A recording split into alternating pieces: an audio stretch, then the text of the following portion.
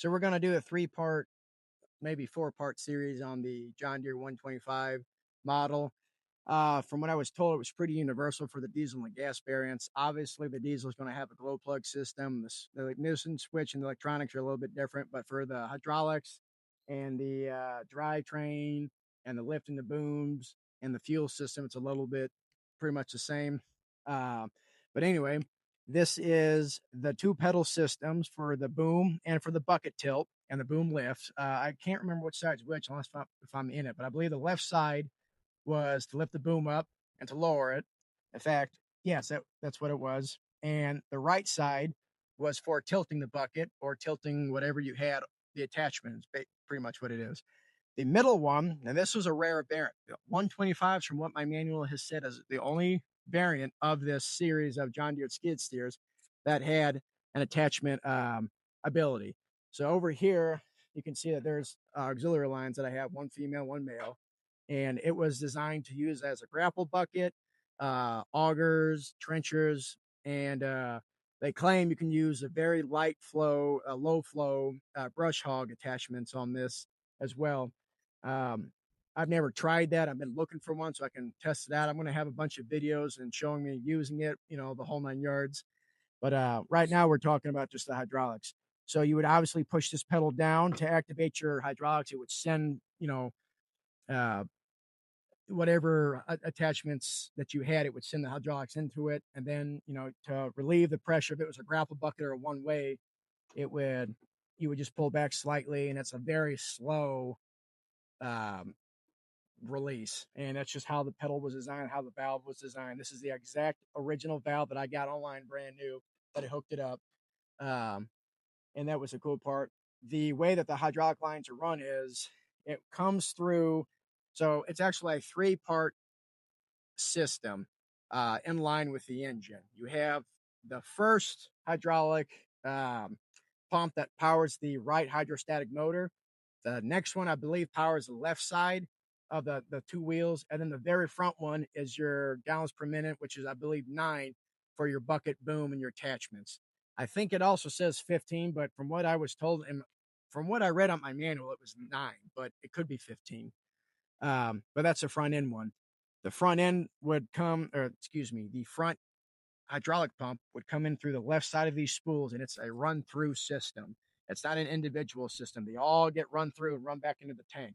So the right side comes in through, or the inflow line for the hydraulics comes in through the left side of the spool, the tool spool valve, which is this side over here, which is controls the bucket and the lifting arms. It comes through. I had to get a stainless steel makeshift threaded nipple to hook up the 2 valves together. Then it hooks into the auxiliary valve, and then it runs through the auxiliary valve back into the hydraulic tank. And then you have the 2 lines that go through the back end of the John Deere skid steer that hook up into these lines over here, which are the steel lines. I had to cut these old ones out. They're destroyed, and I had to put the new ones in. I just used universal length ones, and then they come into your front line. That's the only dangerous part about it is that you have hydraulic lines in the cab behind your head directly. So if one of those busts, you're in for a very hot day. Um, but anyway, the hydraulic tank is on the left side of the machine, and it's on this side, and I'll show that here in a second. And you have 2 final gear drives that use gear oil. This is not a hydraulic like geared sealed or any of the newer models. It's the old-fashioned chain drive. So as you're driving the machine, it uses an oil bath to lube up the chain. It's on both sides. You can access the window. I'll show you in a second. Inside underneath the seat, which the great part about this cab is I'll try not blocking the view as much and make sure I don't knock myself out, is you grab this seat and the seat tilts up. And I'll show you the good view about it in a minute, where you can look down and you can see your braking system, your hydraulic drive motors, and your 2, what do they call it? I think they call it like a valve shut off, basically to where it shuts off one valve to another to be able to turn the machine. It's a T handle, so you turn left and you turn right, and then you pull straight back for all 4 wheels to go back, push forward for all 4 wheels to go forward, kind of thing. unfortunately, my right hydrostatic motor is going out, so I have to get another one. It's hammering pretty bad under a load, and it's not good to run it like that. So I got to get another one. Luckily, you can get parts for these still. You just have to know what you're looking for. Uh, the and that's just a fuel tank up there. It's 5 gallons. I'm going to upgrade it to a 10 gallon because this thing eats a lot of fuel. But anyway, a lot of your hydraulic hoses also come, um, believe it or not, the spool valves all get fed through a system. This the way that this is fed is it has two steel lines on the left side of the machine. Well, I guess right side you're sitting in it, but for the video, the left side of the machine on this side, it'll have two steel lines that get hidden up into this big bracket and go in the back to feed the tilting arms. These are all four of the lines that go to the tilt, and the actual lines to lift up this the boom are on the back. They're hard steel lines until they get connected to the back end, which it would be a rubberized line. I'm trying to think of what else is, then the battery obviously is right there. I don't like where they put the battery because you're supposed to have a cover plate here, and it's kind of a nightmare. But anyway, it's all rotted out right there. I got to rebuild that as well. You can see my gauge cluster. It's all brand new wiring, brand new gauges, brand new wires in the headlights, brand new wires throughout the whole system. This does have a safety feature built into the hydraulic lines, or in the hydraulic pistons. If your T handle is slightly tilted to the right or to the left, it will not start, or forward or back. It has to be in the neutral position because it has electrical lines that are inside the cylinders that have a valve that pushes a bolt that it connects the circuit. Now, once the key's turned on and it's running, it doesn't matter. You can turn it all you want. But that's one of the reasons why this was a little bit more advanced, was it had safety features to stop it from accidentally starting and killing somebody. Um, and then, yeah, we'll just go from there. So the side view is what I was telling you about. You can see that this is an access port to the gear drive system. You got your drain plug for your gear oil down here. I use the really heavy, thick oil just because I think you need to use a medium grade or a light grade, but I like using the heavier, thicker stuff because it doesn't leak out as easy. And it has a little bit, I don't know, to me, like more lubrication. But anyway, it is a diamond shaped, or like kind of like a half triangle shaped access port. You take these all out to access it. And then over here, it will actually even say all weather hydrostatic fluid. And this is your fill cap on the left side of the machine if you're sitting in the cab. And like I said, you got the hard lines for your hydraulic cylinder here, and the two hard lines for your auxiliary lines that go up to the front where the attachments are at. Back here, you have your two hard lines, so it's behind the cover. This would be the hard lines for the lift boom, and these are the old ones that were up here. I've used, I don't know, I think it was Tractor Supply universal ones for the side because it was cheaper, and I'm not paying $200 per hose to have it made that long because it's a pretty long hose.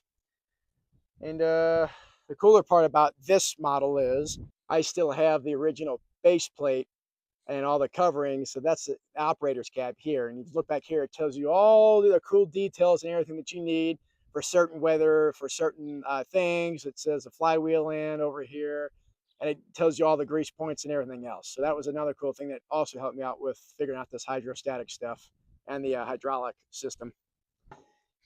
I was also told that uh, using universal tractor hydraulic fluid was okay for this type of machine. You're not supposed to use any type of IOS or ISO, like what is it, 80, 90, or 38 or something. Using universal tractor oil was the best option for this because it had the best, I think from what the mechanic had told me, the best viscosity for it. This does get very hot, the hydraulics do, and because it's using so many pumps at once, it gets the liquid a little bit more hotter than the average, I guess, skid steer does. But it's a pretty good system. The only really crummy part is to access any of the internals for the hydraulic pumps, or the really just the pumps or the lines. You pretty much have to take off the back end, and it pulls out the whole entire engine and transmission, the whole 9 yards, in one big sliding tray. But you have to have an engine lift, so it kind of sucks to work on all that stuff. But it's also kind of cool because it's all on a tray that you just slide out and rebuild and work on stuff and slide back in. It takes about 2 hours to take it out. I think 2 hours to put it back in safely. And again, safely is the key word. I know it probably can take you less time than that, but I don't want to hear about any of that. So I'll show you the inside of the hydrostatic motors, and then that'll be the last part of the video. So what we're looking at is the seat that I just pulled backwards is right here, and it's on a hinge down there. So I'll explain everything that you're kind of seeing here. These are the parking brakes. The common misconception is that these are like what help you stop. It doesn't do that at all. All it does is you hit the foot brake that's below my left foot here, and it pulls on this cam, and this cam pulls these tight, and it just barely clamps it down. They're kind of, I don't know, they're kind of useless, but I mean, they have their purpose. So anyway, the this would be your right hydrostatic drive motor, and this is your left. I don't know why they're two different colors. It never really made any sense to me, but that's your left side of your hydraulic, oil filter, and this is your right side. You have two oil filters. They're giant, they're huge, and they cost a lot of money. This wire coming down, which I'll try grabbing it.